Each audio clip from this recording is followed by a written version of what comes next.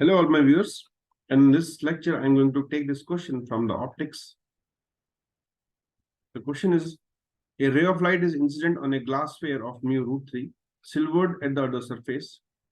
Find the value of h for which the ray of light will emerge out of the sphere parallel to the incident ray. ये जो ray of light जा रही है वो incident ray के parallelly leave करे, तो उसके लिए h कितना हो या हाइट कितनी हो. तो इसके लिए क्या होना चाहिए पहले देखते हैं उसको. तो पहले तो यहाँ पे देखें, अगर तो बाहर एयर है और अंदर कुछ म्यू दे रखा है ग्लास का आपको रूट 3, तो यहाँ तो रे पहले देखें तो यहाँ पे रिफ्लेक्ट करेगी इस जगह पे, तो कुछ करेगी रिफ्लेक्ट. अगर ये रे रिफ्लेक्ट करके पोल तक पहुंच जाए इस पॉइंट पे, तो ये उसी एंगल पे निकल जाएगी रिफ्लेक्ट होके, और वापस ये इस पॉइंट पे फिर से रिफ्लेक्ट होके ऐसे निकल सकती है पैरेलल.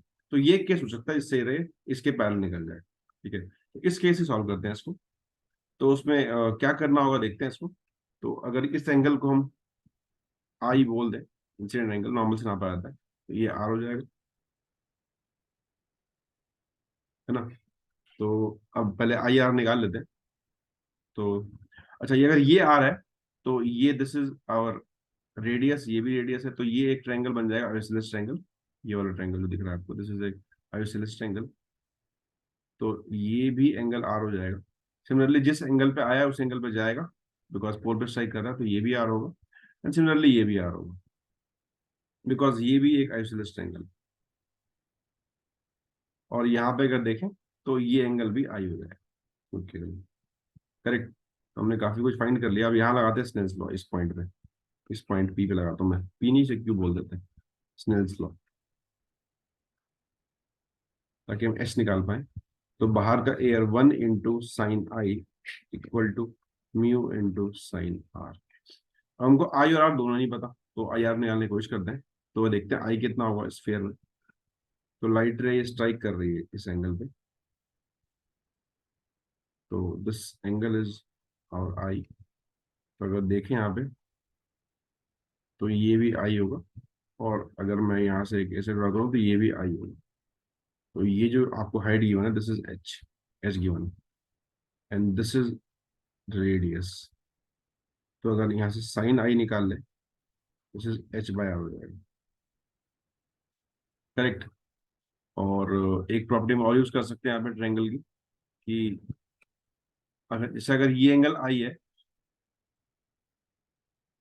तो ये एंगल भी आई होगा.